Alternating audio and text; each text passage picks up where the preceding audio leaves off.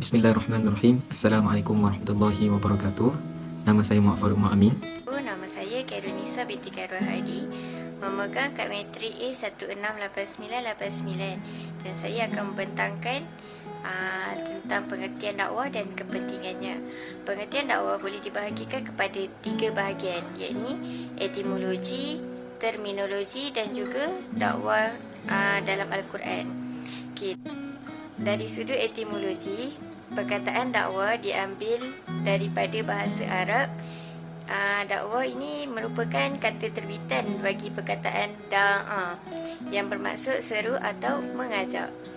Okey, lepas tu dakwah ni dakwah ialah kegiatan menyeru dan meyakinkan orang lain supaya menerima sesuatu kepercayaan.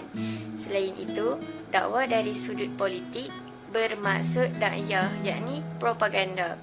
Penjelasan erti dakwah ialah menyebarkan maklumat, menyebarkan fahaman dan sebagainya untuk mendapatkan sokongan dan juga bantuan.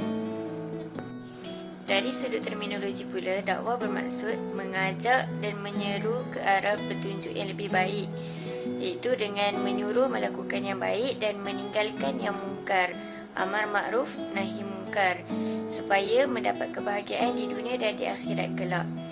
Menurut Ghalwash telah memberi maksud dakwah dari sudut terminologi terbagi kepada 2. Yang pertama, agama Islam. Yang kedua ialah kegiatan menyebarkan agama Islam, dakwah Islam. Di sini bermaksud penyebaran dakwah adalah suruhan Allah. Jadi ikutlah suruhan Allah, yakni berdakwah untuk mengajak orang lain membuat kebaikan. Seterusnya, saya akan menceritakan tentang kepentingan dakwah. Kenapa pentingnya dakwah? Okey, untuk mengupas tentang topik ini, kita akan membahagikan dulu kepada 2 aspek. Pertama, kepentingan dakwah secara umum dan juga kepentingan dakwah berdasarkan melihat kepada sasaran dakwah itu sendiri. Okey, secara umumnya, dakwah sangatlah penting menyeru dan mengingatkan manusia supaya mereka ini memakmurkan muka bumi dengan syariat Allah Subhanahu Wa Taala, sebagaimana yang telah dilakukan oleh para nabi yang terdahulu, bermula daripada Nabi Nuh hinggalah kepada Rasulullah SAW. Hal ini dapat kita fahami dengan kita meneliti ayat Quran di mana Allah Subhanahu Wa Taala berfirman, "Wa laqad ba'athna fi kulli ummatin rasula an i'budullaha wajtanibut taghut." Maksudnya, sesungguhnya kami telah mengutuskan dalam kalangan tiap-tiap umat itu seorang rasul, dan kami perintahkan kepada rasul itu supaya mereka menyeru supaya mereka ini menyembah Allah SWT dan menjauhi taghut. Dan secara umumnya lagi, dakwah ini juga penting untuk menyelamatkan umat manusia daripada kelam kekufuran kepada cahaya keimanan. Okey, seterusnya kita akan mengupas kepentingan dakwah berdasarkan kepada sasaran dakwah. Okey, kepentingan dakwah kepada orang Islam. Okay, untuk ini kita fokus kepada 2 golongan. Yang pertama, golongan yang lalai daripada menunaikan kewajipan agama, dan yang kedua adalah golongan yang patuh kepada tuntutan agama. Okay, kepentingan dakwah kepada mereka yang lalai daripada melakukan kewajipan agama inilah adalah supaya kita ini menyedarkan mereka kembali untuk mereka ini melakukan kewajipan agama tersebut, mengambil agama secara keseluruhannya tanpa meninggalkan satu juzuk sekalipun. Hal ini bersesuaian dengan firman Allah SWT, "Ya ayyuhallazina amanu udkhulu fis-silmi kaffah wa la tattabi'u khutuwatis syaitan." Wahai orang-orang yang beriman, masuklah kamu ke dalam agama Islam secara menyeluruh dan jangan sekali kamu ini mengikut jejak langkah syaitan. Dan bagi mereka yang patuh kepada tuntutan agama, dakwah ini sangatlah penting juga sebagai peringatan kepada mereka supaya mereka ini istiqamah di atas jalan agama sehingga ke akhir hayat.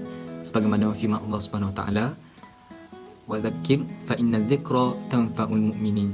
Dan berikanlah peringatan kerana peringatan itu sangat-sangat bermanfaat bagi orang yang beriman. Seterusnya, kepentingan dakwah kepada mereka yang bukan Islam ataupun kita sebut sebagai non-Muslim. Mereka merupakan matlamat utama sasaran dakwah sebagaimana dakwah para nabi yang terdahulu. Okey, dakwah kepada mereka ini sangatlah penting supaya mereka ini beriman kepada Allah Subhanahu Taala dan meninggalkan kekufuran. Selain itu, dakwah kepada golongan ini juga penting supaya mereka ini memahami Islam serta menghapuskan rasa curiga mereka ini terhadap agama Islam. Apatah lagi, menjauhkan mereka ini daripada memusuhi agama Islam itu sendiri. Terusnya, kepentingan dakwah kepada individu. Dakwah sangatlah penting kepada individu supaya kita dapat melahirkan individu Muslim yang sahih akidahnya, yang benar ibadatnya dan baik akhlaknya. Yang seterusnya, kepentingan dakwah kepada keluarga ataupun masyarakat. Memetik kata-kata Prof. Hamka, beliau menyebut bahawasanya keluarga adalah merupakan kepada pusat pembinaan masyarakat. Hal ini kerana ibu bapa lah yang mencorak, yang mendidik, yang melentur dan membentuk kepribadian anak-anak mereka. Hal ini adalah selaras dengan sabda Nabi Muhammad SAW, kullu mauludin yuladu 'alal fitrah fa abawahu yuwahhidani aw yunassirani aw yumajjisani. Setiap bayi yang dilahirkan itu adalah fitrah suci. Maka ibu bapa lah yang membentuk mereka sama ada menjadi Yahudi ataupun Nasara ataupun Majusi.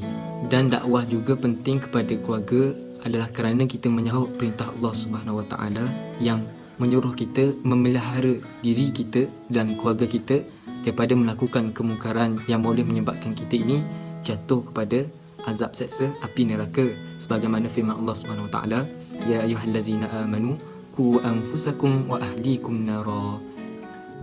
Dan yang terakhir, kepentingan dakwah kepada negara.